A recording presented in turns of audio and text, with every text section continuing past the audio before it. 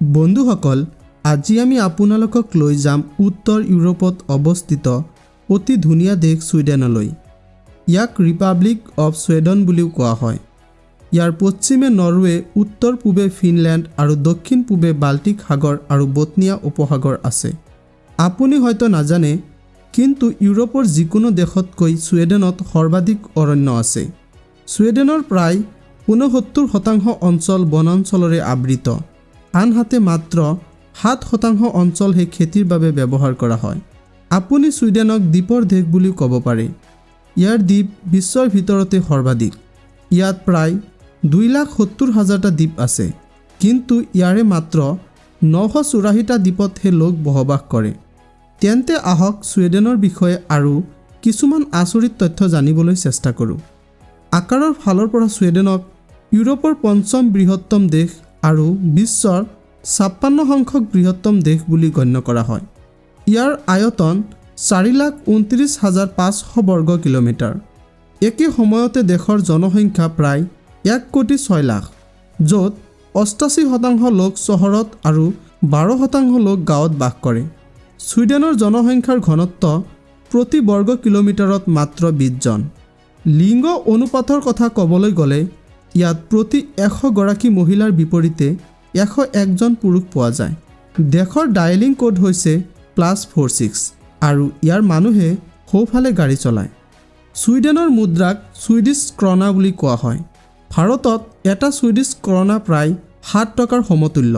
ঐতিহাসিক আৰু আধুনিক স্থাপত্যৰ বাবে বিখ্যাত ষ্টকহলম ছুইডেনৰ ৰাজধানী আৰু সৰ্ববৃহৎ চহৰ। ভাষাৰ কথা ক'বলৈ গ'লে ছুইডিছ এই দেশৰ চৰকাৰী ভাষা, যিটো ৯০% লোকে কয়। কিন্তু আপুনি জানি আচৰিত হ'ব যে এই সৰু দেশখনত ২০০ৰো অধিক ভাষা কোৱা হয়। ধৰ্মৰ কথা ক'বলৈ গ'লে ছুইডেনত খ্ৰীষ্টান ধৰ্ম প্ৰধান আৰু ৬০% জনসংখ্যাই ইয়াক অনুসৰণ কৰে। একে সময়তে ৩৮% লোকে কোনো ধৰ্মত বিশ্বাস নকৰে। সমকামী বিবাহক বৈধতা প্ৰদান কৰা বিশ্বৰ প্ৰথম দেশসমূহৰ ভিতৰত অন্যতম আছিল ছুইডেন। এই অধিকাৰ ইয়াত ২০০৯ চনৰ ১ মে'ৰ পৰা দিয়া হৈছিল। প্ৰাকৃতিক সৌন্দৰ্যৰে ভৰি আছে ছুইডেন। ইয়াত আপুনি সেউজীয়া পাহাৰ আৰু হ্ৰদৰ এক আচৰিত সংগম দেখিবলৈ পাব। ছুইডেনত ১৩,০০০তকৈ অধিক পৰ্বত আৰু ৯৭,৫০০ হ্ৰদ আছে। এটা আচৰিত কথা হ'ল, ছুইডেনৰ কিছুমান ঠাইত গ্ৰীষ্মকালৰ ৬ মাহলৈকে সূৰ্য সম্পূৰ্ণৰূপে অস্ত নাযায়। মে' মাহৰ পৰা আগষ্টলৈকে মাজনিশাৰ সূৰ্য দেখা যায়, য'ত সূৰ্য মাজনিশা অস্ত যায় আৰু পুৱাৰ ৪ বজাত পুনৰ উদয় হয়। ছুইডেনৰ নীতিও আন দেশতকৈ যথেষ্ট বেলেগ। ইয়াত সন্তান জন্ম হোৱাৰ পিছত পিতৃ-মাতৃক ৪৮০ দিনৰ ছুটি দিয়া হয়, যাতে তেওঁলোকে সন্তানটোক ডাঙৰ দীঘল কৰিব পাৰে। লগতে ১৯৭৯ চনৰ পৰা শিশুক আঘাত কৰা বা চৰ মৰা সম্পূৰ্ণৰূপে নিষিদ্ধ কৰা হৈছে। আপুনি জানেনে যে ছুইডেন বিশ্বৰ আটাইতকৈ পৰিষ্কাৰ দেশ? ইয়াত জাবৰৰ ইমানেই নাটনি হৈছে যে ইয়াৰ প্ৰয়োজনীয়তাৰ বাবে নৰৱেৰ পৰা ৮০ টন জাবৰ আমদানি কৰিবলগীয়া হৈছে।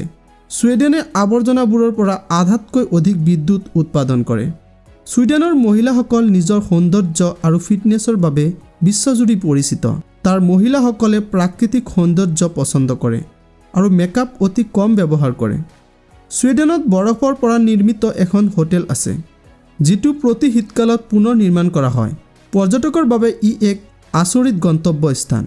ছুইডেনত বিশ্বৰ আটাইতকৈ পুৰণি গছ টিজিকো আছে, যাৰ বয়স ৯,৫০০ বছৰৰ ওপৰত বুলি অনুমান কৰা হৈছে। ই মাউণ্ট হুলুপজালেটত অৱস্থিত।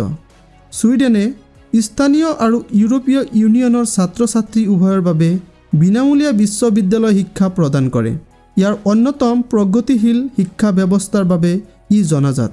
ছুইডেনৰ আইন অনুসৰি সকলোৱে প্ৰকৃতিৰ মাজত মুক্তভাৱে ঘূৰি ফুৰিব পাৰে, আনকি ব্যক্তিগত সম্পত্তিতো তেওঁলোকে ঘূৰি ফুৰিব পাৰে, যেতিয়ালৈকে তেওঁলোকে পৰিৱেশ আৰু মাটিৰ মালিকক সন্মান কৰে।